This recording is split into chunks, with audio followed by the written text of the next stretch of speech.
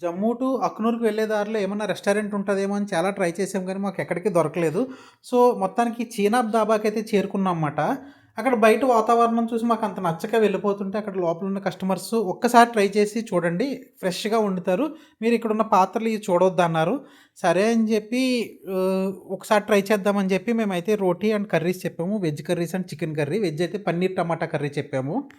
So, మనం అనుకుంటాం గానీ పాత్రలు అయి ఇంత బాలేదు కదా అని.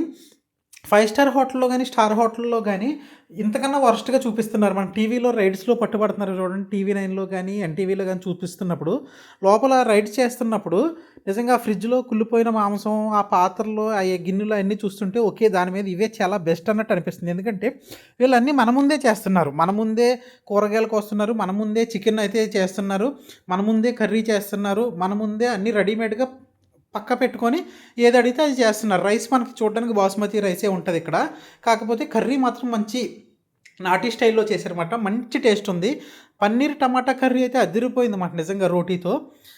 ఈ యొక్క కలర్ ఇది చూస్తేనే మీకు నోరు ఊరుతుంది కదా! నాకు చెప్తున్నప్పుడు కూడా అలాగే ఉంది. మొత్తానికైతే మేము పన్నీర్ కర్రీ తీసుకున్నాము. అలాగే చికెన్ కర్రీస్ కూడా 2 తీసుకున్నామన్నమాట. ఒకటి 150 రూపీస్ తీసుకున్నారు. సో, 2 చేయించాము. 300 అయ్యింది. 300కి చాలా బెస్టే అనిపించింది కదా! మీకు ఆ యొక్క క్వాంటిటీ చూస్తే. మన ముందే చేస్తున్నారు. కోసి మొత్తం ఏంటి కర్రీ చికెన్ ఆల్రెడీ పొద్దున చేసున్నది అది.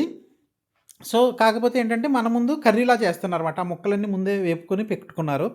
నాకైతే బెస్టే అనిపించింది. చూడండి మీకు చూడగానే కూడా మీకు ఫ్రెష్‌గానే అనిపిస్తుంది. ఇది నాటి కోడి మాట. అంతేగాని మనకేంటంటే ఫారము ఇంజెక్షన్‌లు పెట్టిన కోడ్లయితే కాదవి. టేస్ట్‌లోనే తెలిసిపోతుంది మనకి. సో, మొత్తానికైతే మేమైతే ఆ కర్రీ తెప్పుకొని బాగా ఎంజాయ్ చేసాం. ఎంజాయ్ అంటే ఫుడ్‌ని ఎంజాయ్ చేసాం మేము. మీరు ఆ లొకేషన్‌ని అవి పట్టించుకోవద్దని ఏదైతే కస్టమర్స్ చెప్పారో నిజంగా దానికి తగ్గట్టుగానే ఉన్నాయన్నమాట. రోటీ మనకు తెలిసిందే కదా! జమ్మూ కాశ్మీర్‌లో ఉన్నంత టేస్ట్ ఇంకెక్కడా ఉండదు. ఇది అచార్ మాట.